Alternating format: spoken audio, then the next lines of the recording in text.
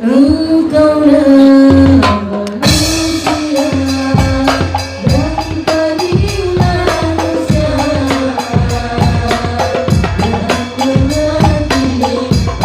mengerti manusia.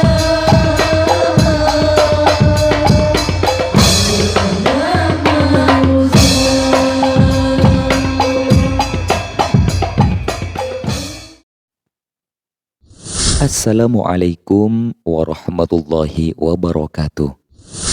Sahabat beriman, pembuatan video kali ini terinspirasi dari cuplikan video opening barusan. Syair karangan Kiai Haji Raden Muhammad Khalil As'ad, yakni yang berjudul Memanusiakan Manusia. Sebelum dilanjut lebih jauh pembahasannya, tonton dulu cuplikan dawuh beliau Kiai Haji Raden Muhammad Khalil As'ad tentang tema pada video kita saat ini, yakni memanusiakan manusia. Ini dia videonya. Oleh karena aja gak wajib yang khawatirkan dati manusia mapan lo. Mun manusia masih arah kiri. Mun manusia mesti ngangkat derajat ke manusia. Mun manusia mesti aja ke ada saling aja ke manusia. Manusia. Memanusiakan manusia artinya menghormati dan menghargai sesama. Tidak membedakan status sosial atau pendidikan.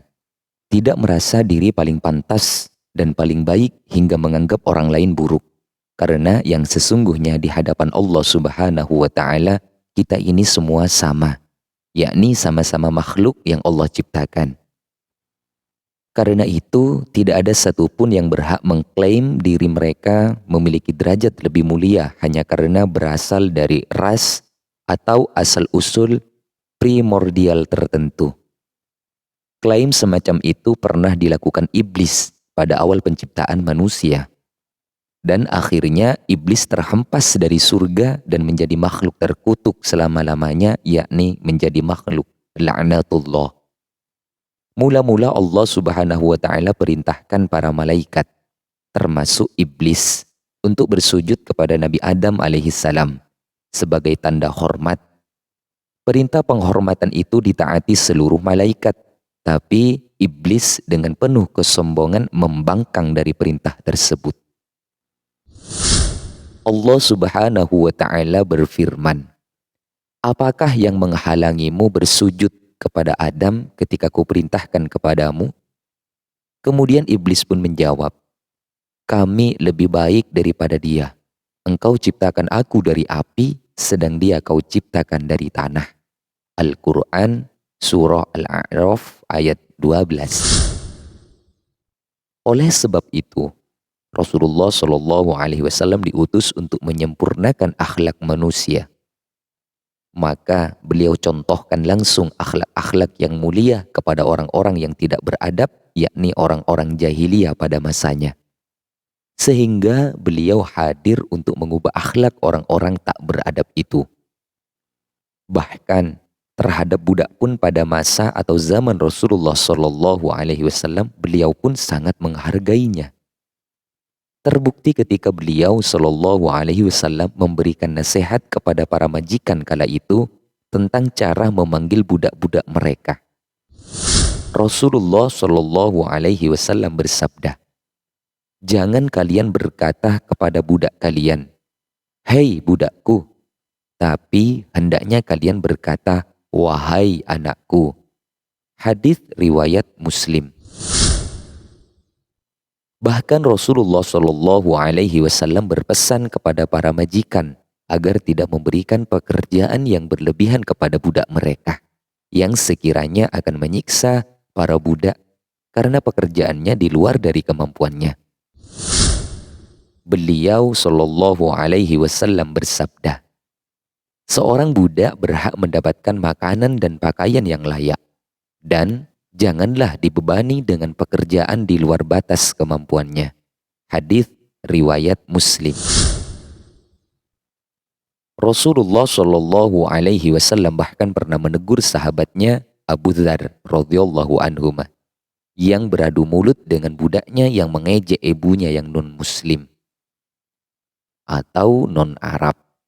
Sang budak lalu mengadu kepada Rasulullah Shallallahu Alaihi Wasallam dan beliau Shallallahu Alaihi Wasallam memanggil Abu Dzar lalu bersabda, "Hei Abu Dzar, sungguh dalam dirimu masih ada sifat jahiliyah. Mereka itu saudaramu yang Allah jadikan di bawah kuasamu. Maka berilah mereka makan seperti yang kamu makan. Berilah mereka pakaian seperti yang kamu pakai. Jangan membebani mereka di luar kemampuan. Dan jika kamu membebani mereka, maka bantulah." Hadis riwayat Muslim. Di tangan Rasulullah Shallallahu Alaihi Wasallam, nasib para budak di Arab menjadi lebih baik.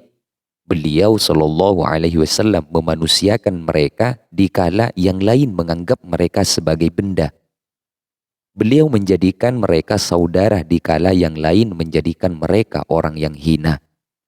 Beliau Shallallahu Alaihi Wasallam bahkan tidak malu makan bersama mereka dikala yang lain memilih menjauhi mereka. Subhanallah, sungguh tauladan yang sangat hasanah untuk kita umatnya.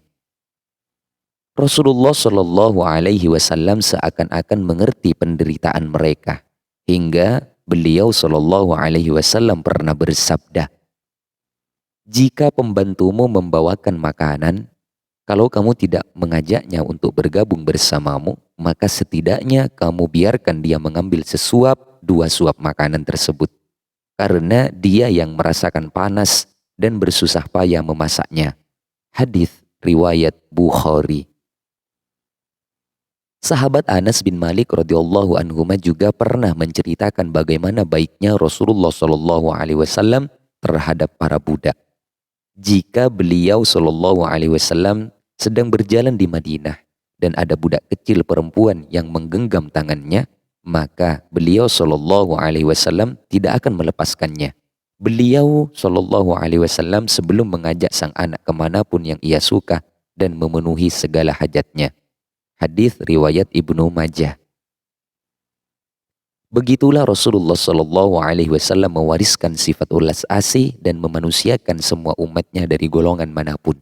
Bahkan kepada seorang budak pun beliau Shallallahu Alaihi Wasallam sangat menjunjung tinggi derajatnya, memanusiakannya.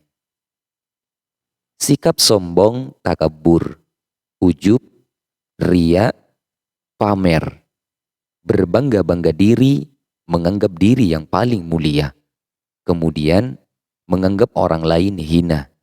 Sikap-sikap tersebut sangatlah tidak pantas disandang oleh sebagai manusia. Semoga kita senantiasa diselamatkan oleh Allah Subhanahu wa Ta'ala dari sifat-sifat buruk, hingga kita bisa meneladani akhlak mulia Rasulullah Shallallahu Alaihi Wasallam, yakni memanusiakan manusia. Amin. Allahumma ya Rabbal Alamin. Engkaulah manusia